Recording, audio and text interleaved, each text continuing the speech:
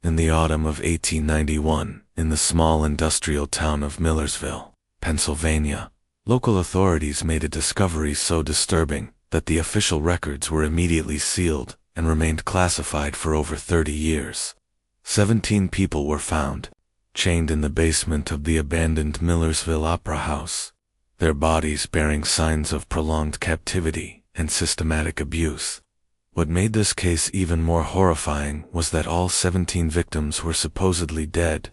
Their death certificates had been filed months, even years earlier, across 3 different counties. The man responsible, Cornelius Vanier, had been operating what appeared to be a legitimate traveling circus for over a decade. But beneath the colorful tents and crowds of laughing children lay one of the most twisted schemes of human exploitation ever documented in American history.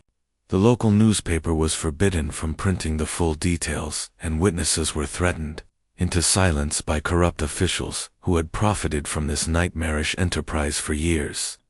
Before we continue with the story of Cornelius Vanier and his Cabinet of Wonders, I want to ask you something important. If stories like this fascinate you as much as they do me, please subscribe to our channel and hit that notification bell so you never miss our investigations into America's darkest historical mysteries. And I'm curious, where are you listening from tonight? Drop a comment below and tell me your state or city. Now, let's dive into what really happened in Millersville, Pennsylvania, in that terrible autumn of 1891. The discovery that would expose Vanier's operation came not through diligent police work, but through a desperate act of courage by someone who had witnessed the horror firsthand. Millersville in 1891 was a town caught between 2 worlds.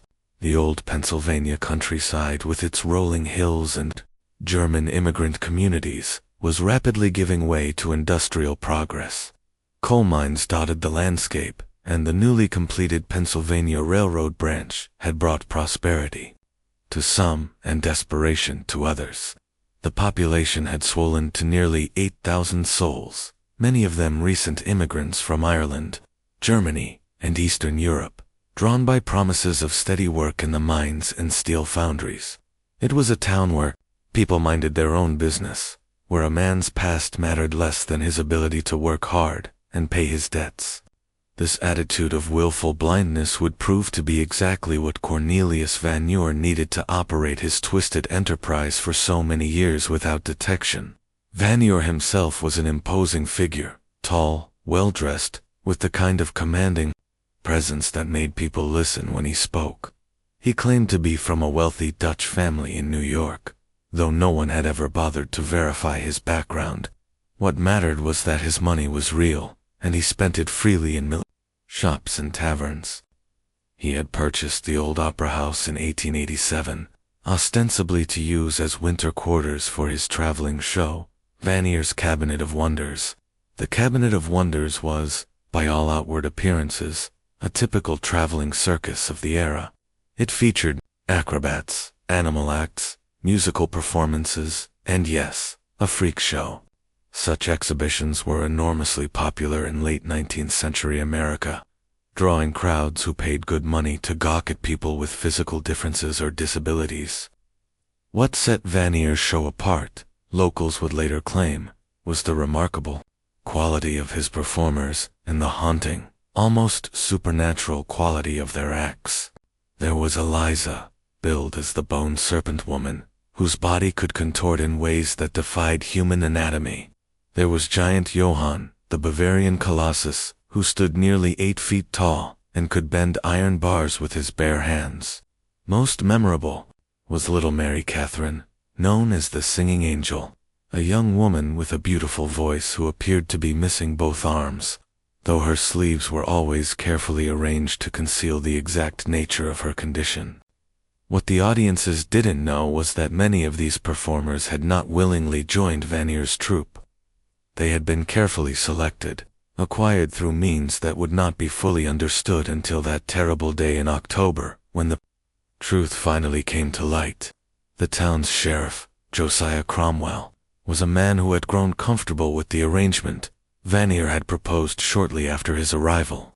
a monthly payment of $50, more than most men in Millersville made in 2 months, ensured that Cromwell asked no uncomfortable questions about Vanier's business practices, or the occasional reports of missing persons that seemed to coincide with the circus visits to neighboring towns.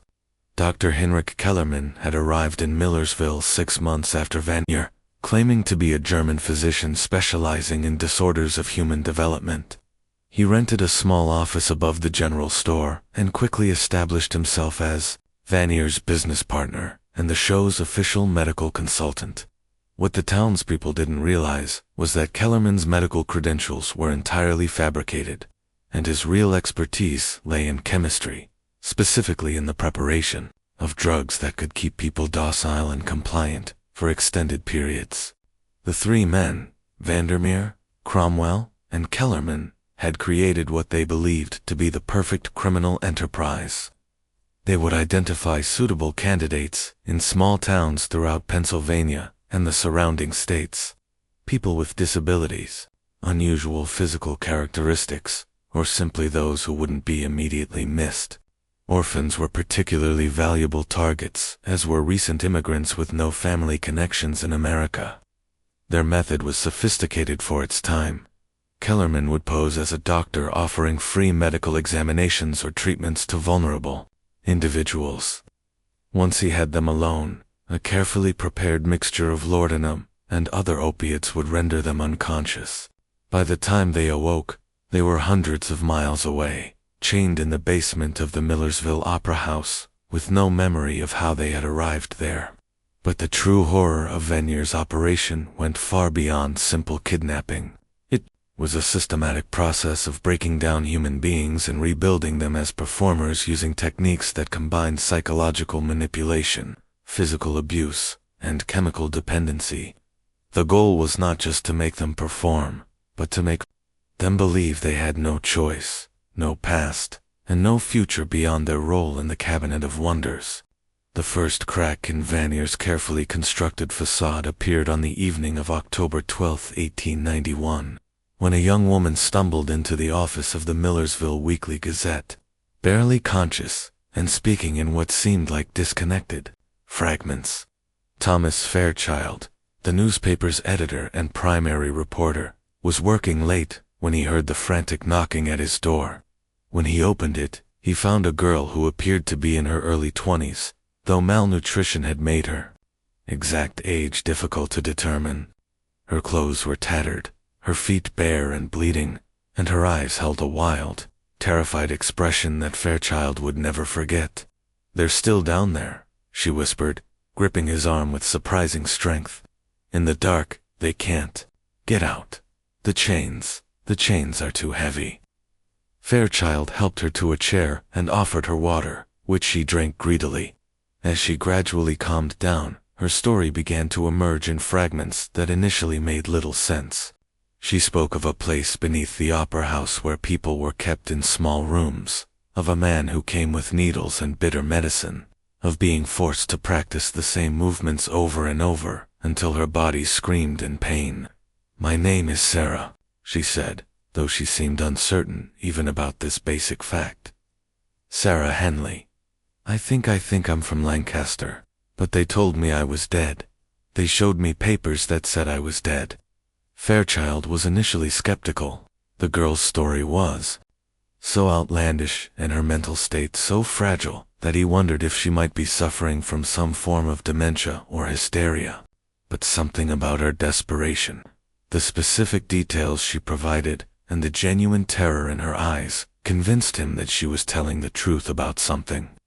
She described the layout of the opera house basement in remarkable detail, including architectural features that Fairchild knew to be accurate.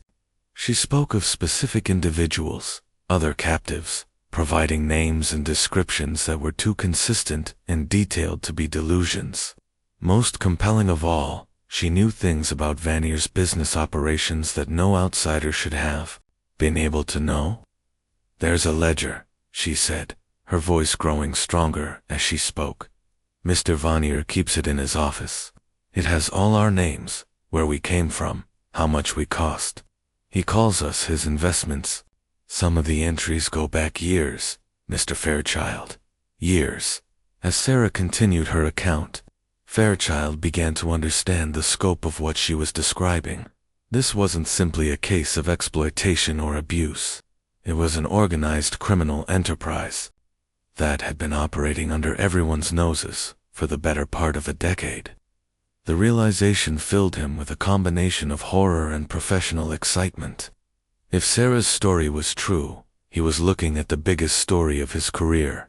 But first, he needed proof, and getting that proof would mean confronting some of the most powerful men in Millersville, men who had the resources and connections to destroy anyone who threatened their operation.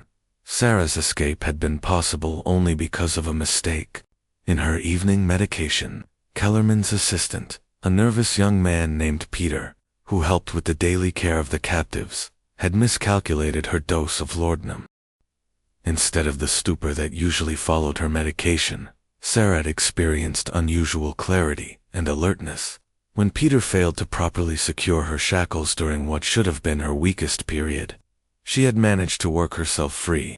The basement of the Opera House was a maze of small windowless rooms that had been converted into cells. Each room contained a single captive chained to the wall in such a way that they could lie down but couldn't reach the door.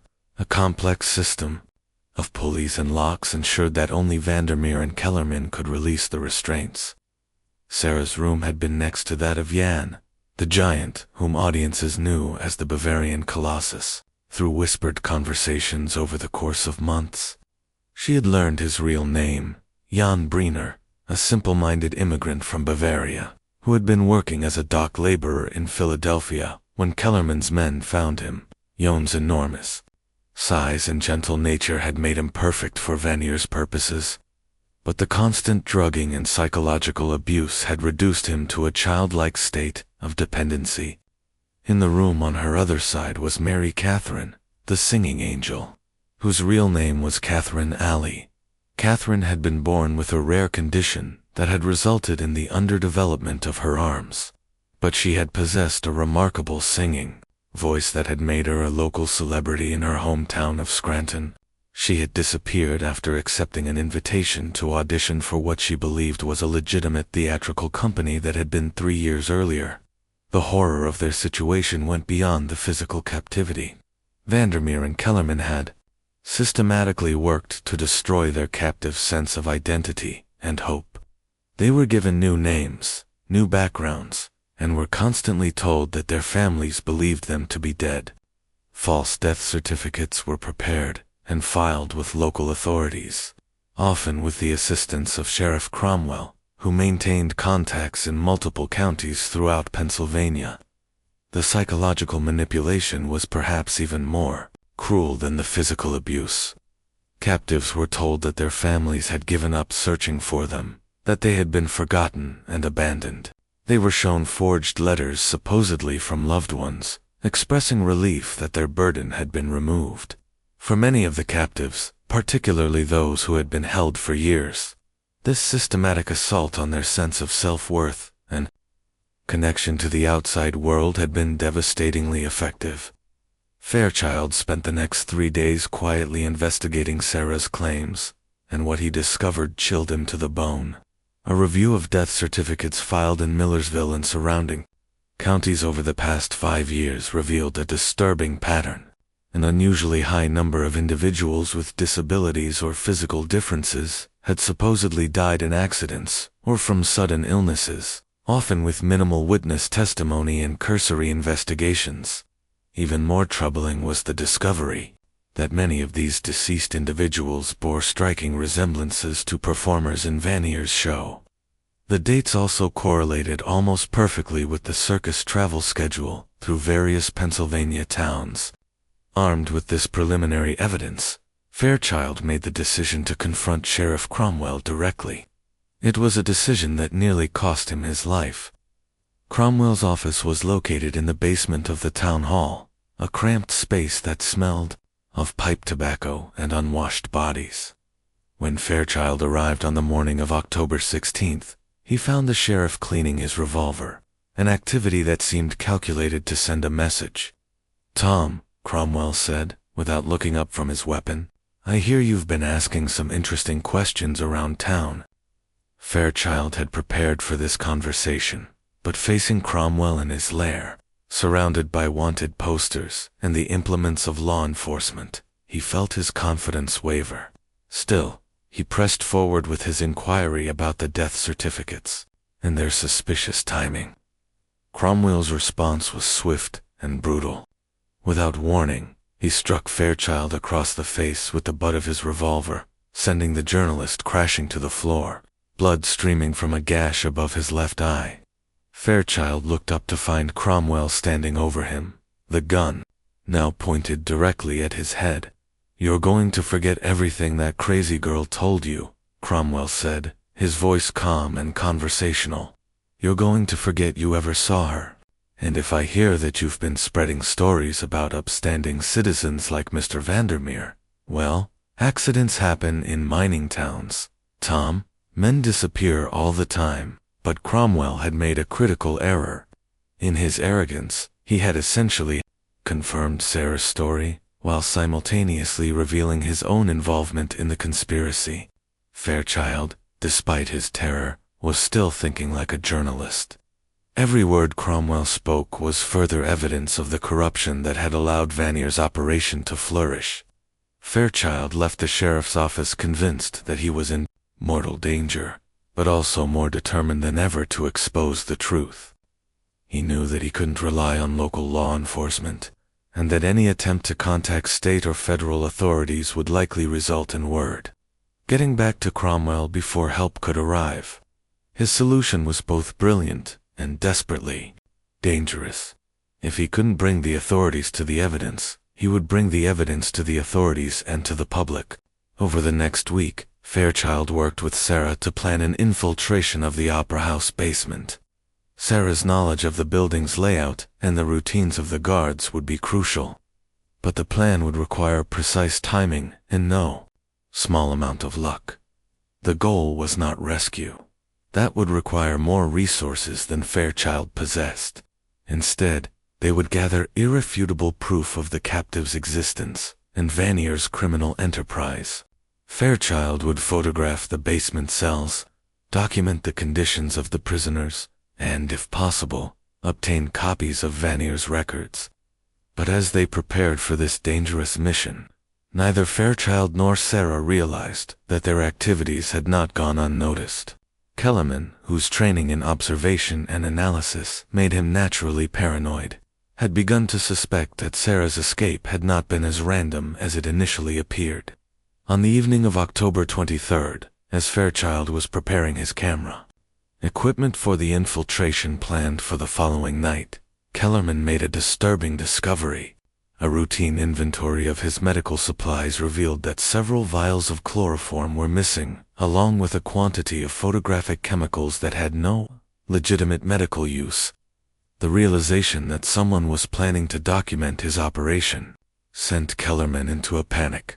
He immediately contacted Vanier and Cromwell, and the three men began to implement what they called their emergency protocol, a plan they had developed for the possibility that their operation might be discovered.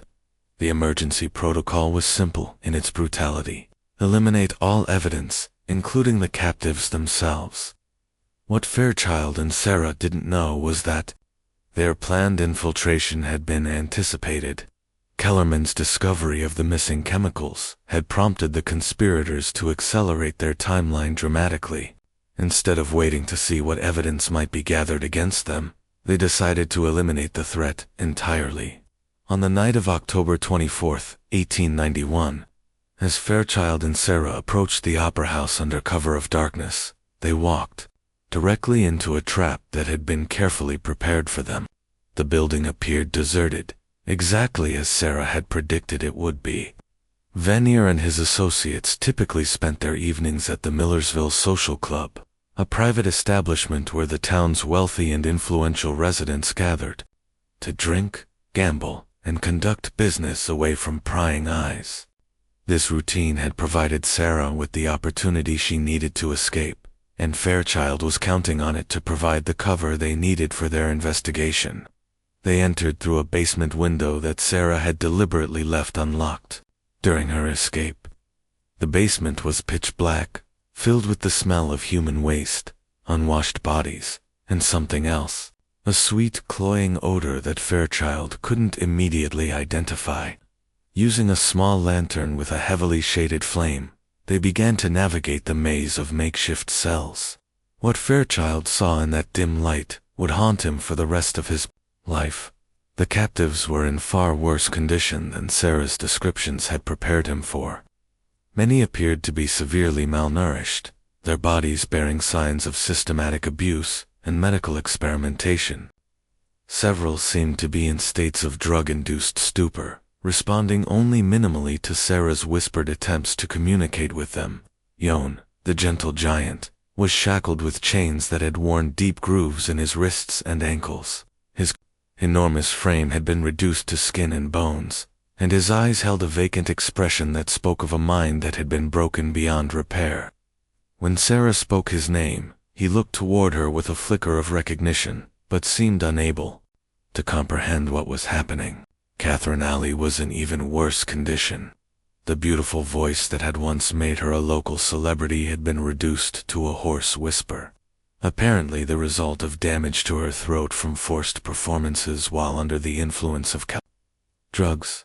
She was conscious but seemed unable to focus on anything for more than a few seconds at a time, as Fairchild began setting up his camera equipment to document these horrors. Sarah moved through the basement, checking on other captives, and whispering words of encouragement. It was during this process that they made a discovery that transformed their understanding of Vanier's operation from merely criminal to something approaching the demonic. In what had once been the Opera House's wine cellar, they found a makeshift laboratory where Kellerman conducted his experiments. Tables lined with glass bottles, syringes, and surgical instruments suggested medical procedures that went far beyond simple sedation. Detailed notes written in German but partially translated into English described experiments in behavioral modification, pain tolerance, and what Kellerman referred to as psychological reconstruction. But the most damning evidence was found in Vanier's office, located in what had once been the Opera House's box office. Hidden behind a false panel was the ledger Sarah had described, but its contents were far more extensive than she had realized. The ledger contained detailed records of 43 individuals who had been acquired for the Cabinet of Wonders over a period of 8 years.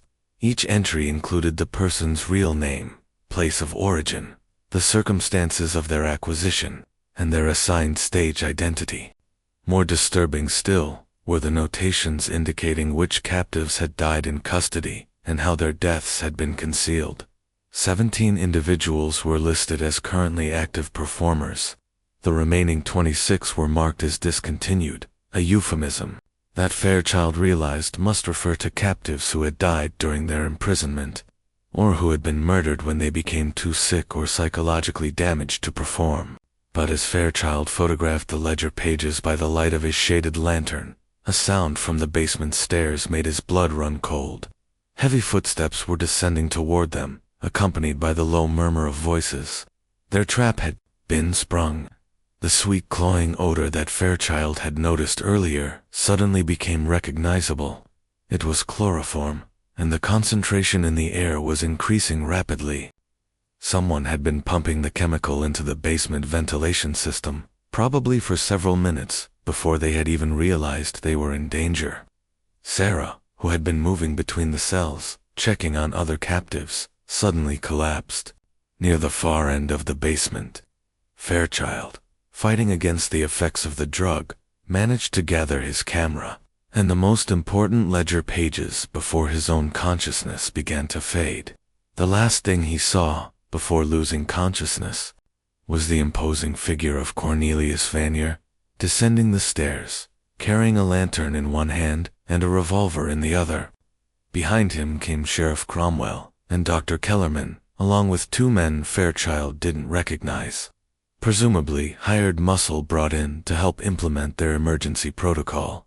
As consciousness faded, Fairchild realized with crystal clarity that He and Sarah were about to become the next entries in Vanier's ledger of discontinued acquisitions. When Fairchild regained consciousness, he found himself in one of the basement cells, shackled to the wall with the same heavy chains that held the other captives. His camera was gone, along with the ledger pages he had tried to preserve. Sarah was in the cell next to his, still unconscious from the chloroform. The next several hours brought a level of terror that Fairchild had never imagined possible. Vanier, Kellerman, and Cromwell took turns interrogating him, demanding to know who else he had told about their operation, and whether he had managed to send any information to outside authorities. Their methods were brutal, but calculated. Kellerman, drawing on his knowledge of human anatomy and pain, inflicted agonies that left no permanent marks, but were excruciating beyond description. Cromwell relied on more traditional techniques, beatings with leather straps, near drowning in buckets of ice water, and the psychological torture of detailed descriptions of what would happen to Sarah if Fairchild didn't cooperate. But it was Vanier who proved to be the most terrifying interrogator. His approach was coldly intellectual, almost academic in its precision. He seemed genuinely curious about Fairchild's motivations, asking detailed questions about his background, his family, his aspirations as a journalist. It gradually became clear that Vanier was evaluating whether Fairchild might be converted into another performer for his cabinet of wonders. "You have a certain presence, Thomas," Vanier mused during one of their conversations. "Intelligent eyes, good bone structure. With the right training and adjustments, you could be quite compelling on stage. I'm thinking perhaps the Scholar of Sorrows or the Melancholy Gentleman. We could develop an act around your supposed tragic history, a former man of letters driven mad by forbidden knowledge." The casual way Vandermeer discussed transforming him into a performing commodity was perhaps more terrifying than any physical torture. It demonstrated the complete absence of normal human empathy that had allowed him to operate his business for so many years. But even as he endured these interrogations, Fairchild was gathering information. The interrogations revealed that the operation was far more extensive than he had initially realized. Vanier had contacts in at least 6 states, a network of corrupt officials and medical practitioners who helped identify and acquire suitable candidates for his shows. More disturbing still was the revelation that the Cabinet of Wonders was not Vanier's only enterprise. He also operated what he called private exhibitions, exclusive performances for wealthy clients who paid premium prices for more intimate and disturbing entertainments. These private shows often involved forced performances of a sexual or violent nature, and it was these exhibitions that provided the majority of Vanier's profits. The emergency protocol that had been triggered by Fairchild's investigation involved not just the elimination of witnesses, but the complete dissolution of the Millersville operation. Vandermeer had already begun making arrangements to relocate his operation to a facility in Ohio, where a corrupt asylum director had agreed to provide cover for his activities. The plan called for the murder of all current captives, the destruction of all records, and the staged accident deaths of anyone who might be able to connect Vanier to the operation. This included not just Fairchild and Sarah, but also several townspeople who had asked uncomfortable questions over the years, and even Peter, Kellerman's nervous assistant, who was considered a security risk. Just when we thought we'd seen it all, the horror in Millersville intensifies. If this story is giving you chills, share this video with a friend who loves dark mysteries. Hit that like button to support our content, and don't forget to subscribe to never miss stories like this. Let's discover together what happens next. But Vanier had made a crucial mistake in his calculations. He had assumed that Fairchild was working alone, motivated by nothing more than journalistic curiosity and personal ambition. What he didn't know was that Fairchild had been conducting a secret correspondence with his former colleague at the Philadelphia Inquirer, Margaret Dalton, who had established herself as one of the few female investigative journalists in the country. Fairchild had been sending weekly letters to Dalton, initially as a courtesy, to keep her informed about small-town life in Pennsylvania. But as he had become suspicious of Vanier's operation, his letters had taken on a different tone. In his final letter sent just 2 days before Sarah's escape, he had explicitly stated his concerns about the Cabinet of Wonders and had requested that Dalton contact federal authorities if she didn't hear from him within 10 days. That 10-day deadline was rapidly approaching, and Dalton had already begun making inquiries with contacts in the Treasury Department and the newly formed Bureau of Investigation. What's more, she had taken the precaution of forwarding copies of Fairchild's letters to colleagues at newspapers in Pittsburgh and New York, ensuring that the story couldn't be completely suppressed, even if something happened to both of them. On the morning of October 28, 1891, as Vanier was finalizing his plans to eliminate all evidence of his operation, a telegram arrived at the Millersville telegraph office that would change everything. It was addressed to Sheriff Cromwell, but its contents were intended for a very different audience. The telegram was from Margaret Dalton, and it was deliberately worded to appear routine, while actually serving as a warning to Fairchild. It read, "Sheriff Cromwell, conducting research for article on traveling entertainments. Require interview with Thomas Fairchild and Cornelius Vanier. Federal authorities interested in regional business practices. Arriving November 1st with documentation team. Please arrange meetings. Muir Dalton, Philadelphia Inquirer." The telegraph operator, a gossipy man named Henry Walsh, who prided himself on being informed about all the town's business, immediately brought the telegram to Cromwell's attention. But Walsh also mentioned it to several other people during his daily rounds, including the barkeeper at the Millersville Social Club, who mentioned it to Vanier that evening. The realization that federal authorities were taking an interest in his operation sent Vanier into a panic. The emergency protocol, which had been designed to eliminate local threats, was completely inadequate for dealing with federal investigators and national press attention. Even worse, the telegram's reference to a documentation team suggested that Dalton already possessed evidence of wrongdoing. If that evidence had been shared with federal authorities, Vanier's network of corrupt local officials would provide no protection. Faced with the collapse of everything he had built, Vanier made a decision that would ultimately lead to his downfall. Instead of attempting to flee or destroy evidence, he decided to accelerate his timeline and implement the most extreme version of his emergency protocol. He would eliminate all the captives immediately, stage a devastating fire that would destroy the Opera House and all evidence of his operation, and then disappear with whatever assets he could quickly liquidate. The plan was desperate and poorly conceived, but in his panic, Vanier couldn't see any alternatives. What he didn't realize was that his panic-driven decision to move quickly would give his captives and the authorities the opportunity they needed to bring his reign of terror to an end.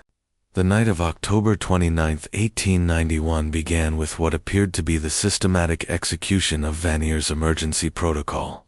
Kellerman had prepared massive doses of morphine and strychnine, intending to poison all 17 captives quickly and relatively quietly.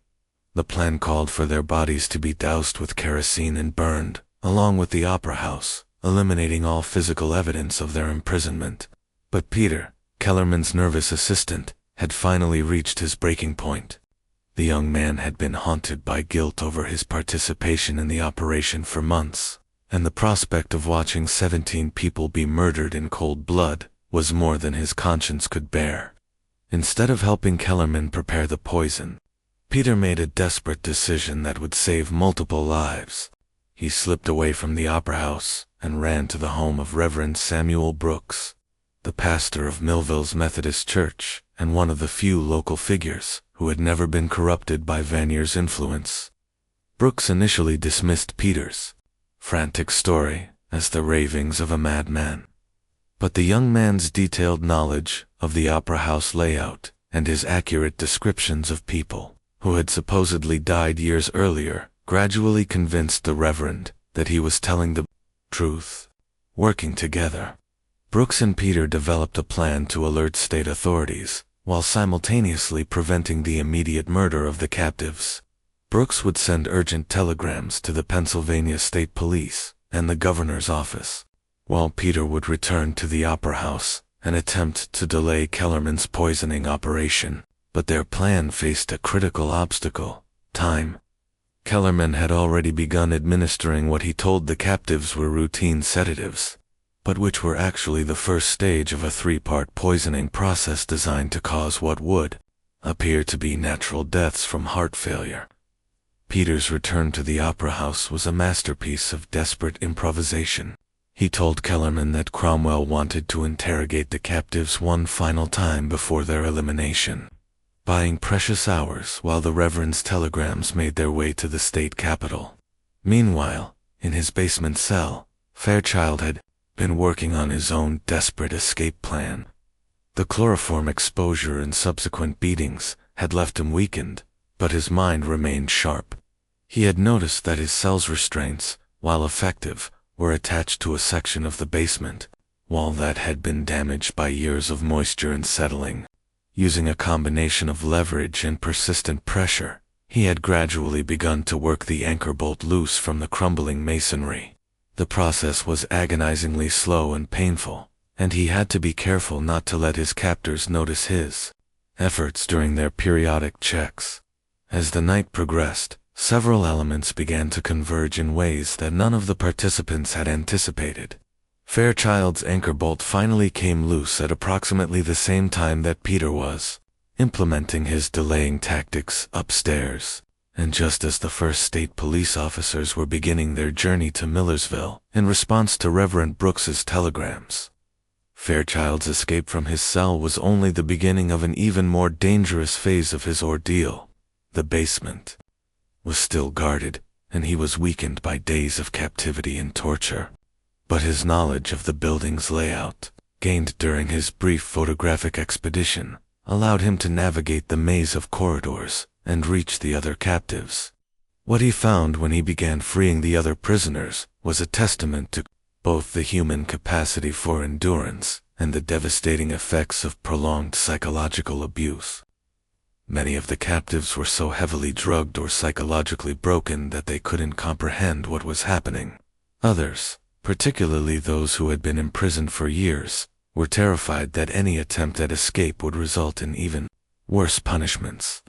Sarah, despite her own trauma, proved to be invaluable in convincing the other captives that this was their only chance for freedom. Her earlier escape had given her credibility with the group, and her knowledge of each person's individual fears and capabilities allowed her to communicate effectively, even with those who were barely conscious. But their liberation efforts were complicated by the physical condition of many captives. Yon, the gentle giant, was so weakened by malnutrition that he could barely walk. Catherine O'Malley had developed a severe respiratory condition that made any physical exertion extremely difficult. Several others had injuries or medical conditions that had been deliberately left untreated as part of Kellerman's control mechanisms. As they worked to free as many people as possible, Fairchild and Sarah could hear increasing activity on the floors above them. Shouting voices, heavy footsteps, and what sounded like furniture being moved suggested that Vanier and his associates were implementing some aspect of their emergency protocol. The situation reached a crisis point when Kellerman, growing suspicious of Peter's delays, decided to check on the captives personally. His discovery of Fairchild's empty cell and the ongoing liberation efforts triggered an immediate alarm that brought Vanier and Cromwell rushing to the basement. What followed was a chaotic confrontation in the narrow basement corridors, with 17 weakened captives caught between their liberators and their captives. Vanier, armed with a revolver and backed by Cromwell and several hired men, seemed to have the advantage of position and firepower. But in his rage and desperation, Vanier made a critical tactical error. Instead of systematically recapturing the escaping prisoners, he became fixated on Fairchild personally, viewing the journalist's defiance as a personal insult that demanded immediate punishment. This fixation gave Sarah and several of the more mobile captives the opportunity to reach the basement stairs and begin making their way to the upper floors of the building. Their escape was aided by Peter, who had positioned himself at the top of the stairs and was able to provide warnings about the movements of Vanier's men on the main floor. The confrontation reached its climax when Cromwell, pursuing Sarah and two other escapees, encountered an unexpected obstacle. Reverend Brooks, who had arrived at the Opera House, accompanied by 3 Pennsylvania State Police officers. The Reverend's presence at the scene was not part of any planned rescue operation. Rather, he had become concerned about Peter's safety, and had decided to personally verify that help was on the way. The state police officers were an advanced team who had arrived in Millersville faster than anyone had expected, thanks to a fortuitous rail connection, the site of legitimate law. Enforcement officials in his opera house sent Cromwell into a panic. His first instinct was to try to maintain his authority as local sheriff, but the state officers had already been briefed about the suspected corruption of local officials. In the confusion that followed, with captives streaming up from the basement, and state officers trying to sort out who was whom, Vanier made his final desperate gambit. Rather than surrender or attempt to flee, he retreated to his office with Kellerman and barricaded themselves inside. Their plan was to destroy all documentary evidence of their operation and then fight their way out of the building. What they didn't realize was that Fairchild had already photographed the most damning pages of the ledger during his earlier infiltration, and that copies of those photographs were hidden in a location known only to him and Sarah. The standoff in Vanier's office lasted nearly 3 hours. During this time, additional state police officers arrived along with a representative from the Pennsylvania Attorney General's office, who had been alerted by Margaret Dalton's contacts in federal law enforcement. Outside the barricaded office, a remarkable scene was unfolding. 17 human beings who had been written off as dead by the official records were being documented, photographed, and interviewed by authorities. Many were in such poor physical condition that they required immediate medical attention, but all were alive, and most retained enough mental capacity to provide testimony about their ordeal. The breakthrough in the standoff came from an unexpected source. Jan Briner, the gentle giant whose mind had been so damaged by years of abuse, suddenly experienced a moment of clarity when he saw Kellerman through the office window. The rage that erupted from this normally passive man was terrifying in its intensity. Using his enormous strength, Jan began systematically destroying the barricade that Vanier and Kellerman had constructed. The heavy furniture that would have stopped normal men was no obstacle to someone of Jan's size and determination. Within minutes, he had created an opening large enough for the state police officers to enter. Kellerman's capture was accomplished without violence. The false doctor had collapsed into a state of nervous exhaustion and offered no resistance, but Vanier proved to be more resilient. When the officers entered his office, they found him calmly feeding documents into a small fire he had built in a metal wastebasket. "Gentlemen," he said, without looking up from his task, "I'm afraid you're too late. Whatever crimes you believe you can prove died with these papers." But Vanier's confidence was misplaced, even as he destroyed his records. Thomas Fairchild was working with investigators to reconstruct the operation based on his photographs and the testimony of the survivors. More importantly, Peter's detailed knowledge of the day-to-day operations provided investigators with information that no written record could have contained. The arrest of Sheriff Cromwell proved to be almost anticlimactic. Faced with overwhelming evidence of his corruption and the testimony of multiple witnesses, he immediately attempted to negotiate a plea agreement in exchange for information about Vanier's broader network of accomplices. But perhaps the most important moment of that terrible night came when Catherine Ollie, her voice still damaged, but her spirit unbroken, began to sing. It was a hymn her mother had taught her as a child, and one by one, the other survivors joined in. Their voices, weak and damaged, but still human, filled the opera house with a sound that was both heartbreaking and triumphant.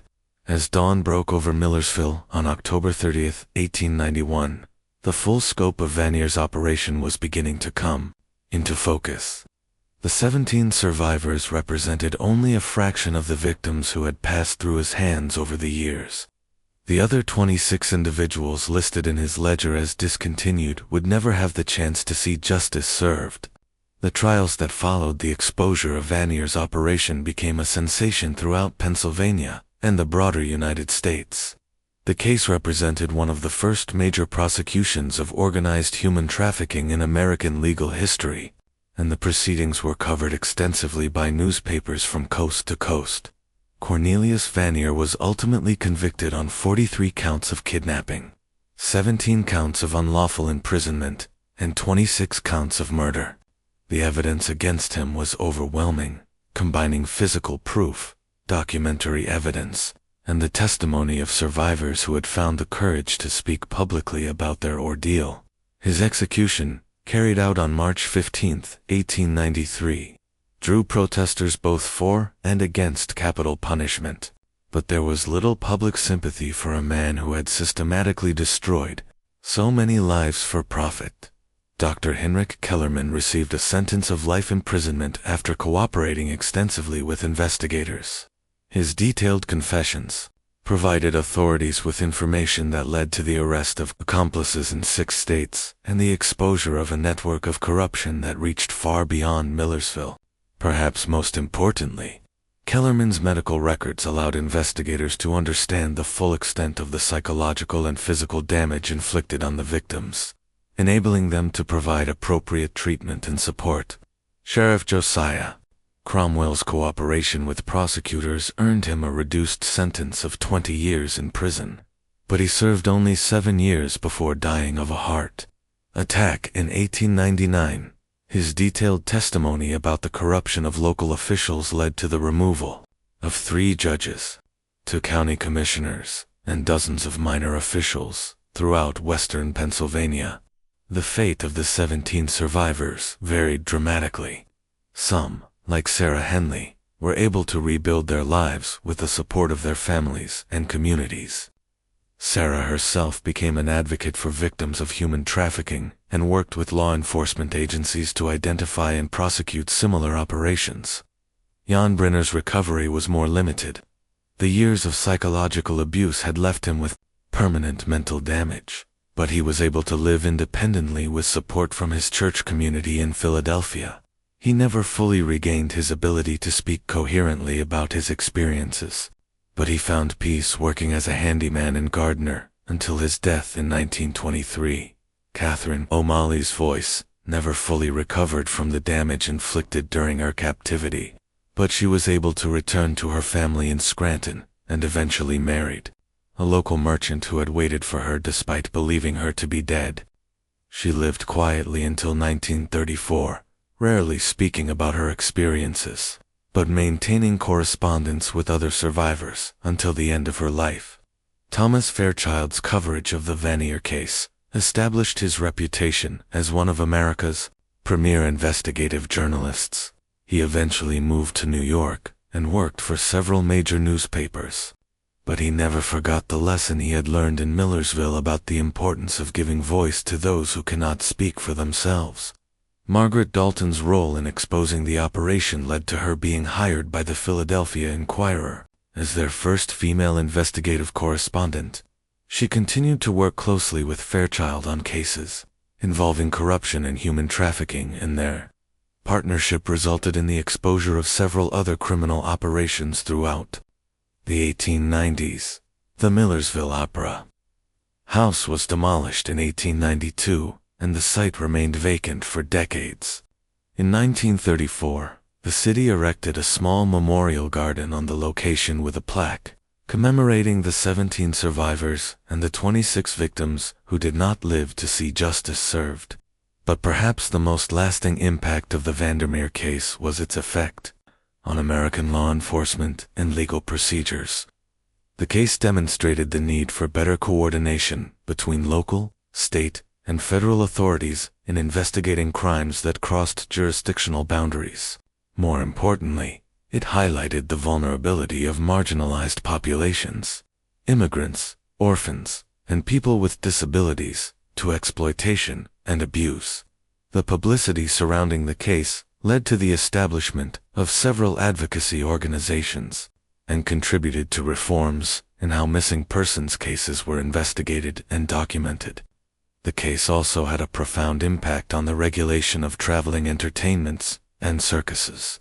New laws required performers to carry documentation, proving their voluntary participation, and regular inspections were instituted to ensure that traveling shows were not being used as covers for criminal activities.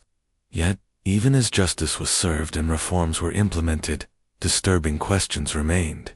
Cromwell's testimony revealed that Vanier's operation was part of a much larger network of human trafficking that extended throughout the eastern United States. While many of his accomplices were eventually arrested, others simply disappeared, presumably continuing their activities in new locations with new identities. The investigation also revealed that several of the individuals listed as discontinued in Vanier's ledger had actually been sold to other operators rather than murdered. Despite extensive efforts by law enforcement, most of these people were never found, and their ultimate fate remains unknown. Perhaps most troubling of all was the discovery that Vanier's operation had been able to function for so long precisely because it exploited societal prejudices and indifference toward vulnerable populations. The ease with which death certificates could be falsified for people with disabilities, the willingness of officials to accept bribes to look the other way, and the public's appetite for entertainment that dehumanized performers all contributed to creating an environment where such horrors could flourish. In the end, the Millersville case serves as both a testament to human resilience and a warning about the capacity for evil that exists when greed, prejudice, and power combine in the absence of accountability and justice. The 17 people who survived Vanier's Cabinet of Wonders had their names officially restored to the living, their death certificates voided, and their stories preserved for history. But somewhere in the shadows of America's past, how many other voices remain silenced? How many other victims of similar operations never found their way to freedom? This mystery shows us that the most horrifying monsters in history have always been entirely human, driven by greed, and enabled by corruption and indifference. What do you think of this story? Do you believe everything was revealed? Leave your comment below. If you enjoyed this tale and want more horror stories like this, subscribe, hit the notification bell, and share with someone who loves mysteries. See you in the next video.